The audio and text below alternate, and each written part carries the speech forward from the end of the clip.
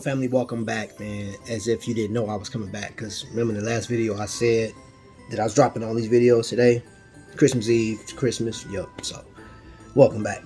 All right, man. So at the end of the year, mostly everybody do it. They do a state of the collection, right?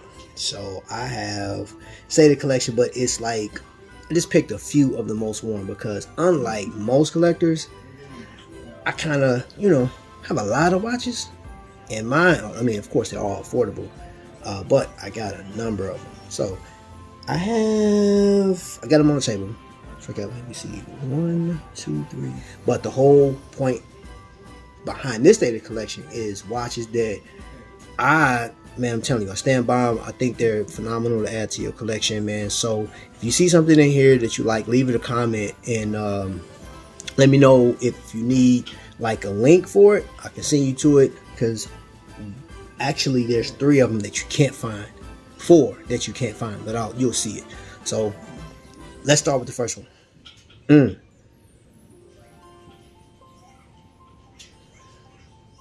This one right here is an Aragon Evo, right? This one is about, I want to say it's a month and a half, almost 2 months old. This is from the Aragon Watch Company. You can see that, Aragon Watch Company. And this, I chose to go with the 44mm version. The one thing that got me was the case design. I love the case design. I thought it was like simplistic, but then you see the bracelet, it's completely different. And said it has 3 micro adjustments on it right there, which I got mine on the last notch, and it fits perfect. But this watch, of all the watches I got this year, I'll show you another one. This is probably like one of the most worn pieces.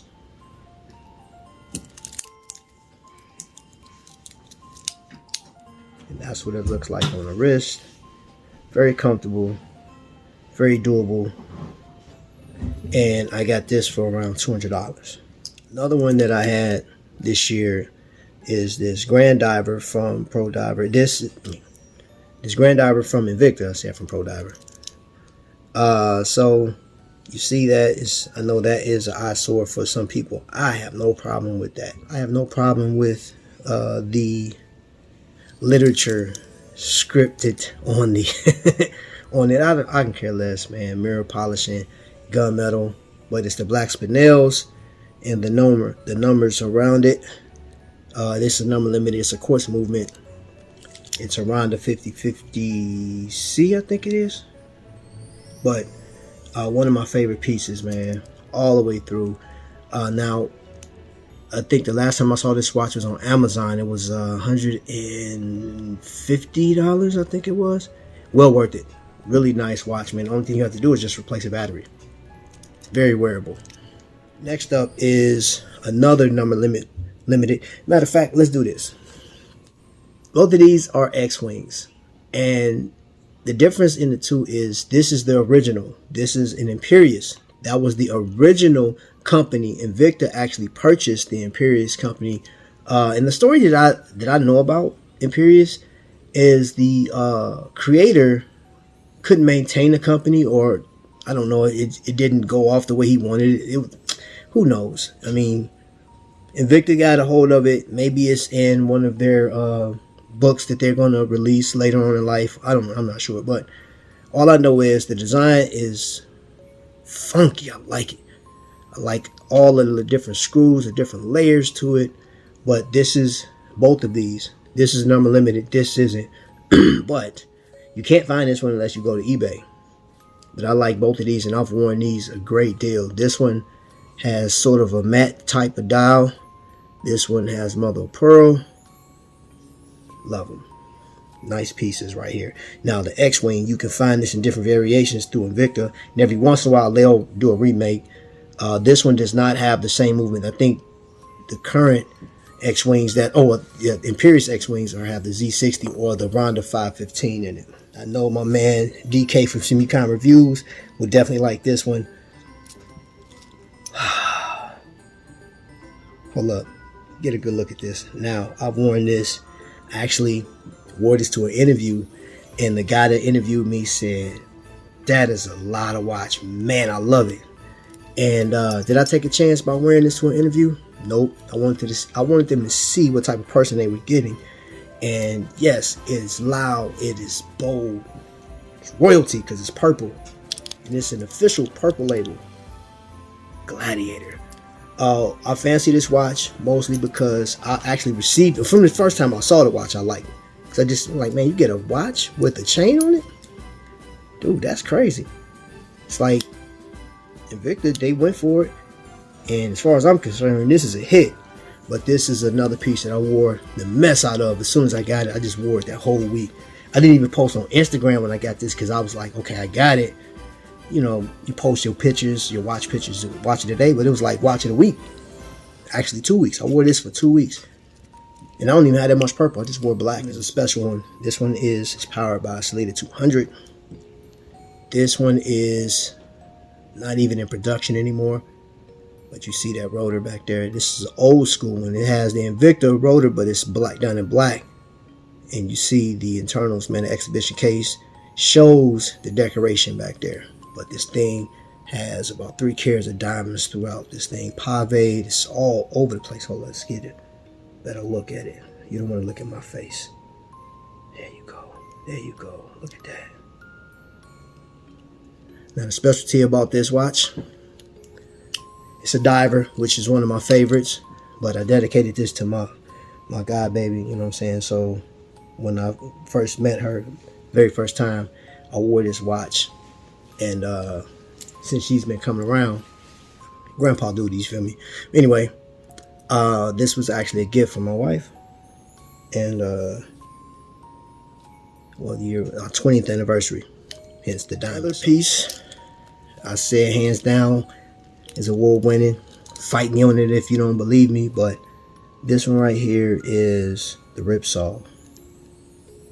That thing right there, tritium tubes, and for the number markers, aubergine throughout, so many different layers. It's a big watch, but it's just fun to wear. You see the literature on the back of it, mill clasp. It's very inexpensive. When they first came out, they were over $200, but I can't remember how much I paid for this. I know it was under $200. It was definitely under $200, but it's 52 millimeter, big boy. It's heavy, screw down crown. It got the reserve badge and all around it. No Invicta on it, just say reserve. And I'd imagine the lug, of course, the lug would be bigger, probably like just under 60 millimeters. But who cares? You wear what you like, right? It's the whole point of your watch collecting journey. I just showed this the other day, but this is another piece that I wore and I wear on a regular basis. The blue is the most attractive color to me in this variation. I love the way the lugs are set, very pronounced. I just like this watch, man. The layers on it, sweet piece, and it was under $120 shipped to the house. You can still get this watch, and of course the ones I showed before. I'll tell you the ones you can't get. Hold up, these two, can't find them. This one, you're not gonna find this blue, but you can still get a different variation of this one. I think that's something you should add to your collection. The original. Look at that Pro Diver. This is a 40 millimeter, and this one has a Salida 200 in it. You see that? There's nothing fancy about the rotor, but I think just the fact that this pays tribute to the original Submariner, and you don't have to pay the price. You don't have to pay 10 grand for, you know, that type of watch. This right here, you can get now for around $200, which is absurd. You know, this time last year, watches are a lot more expensive than they are right now. Of course, hold up. That bezel play.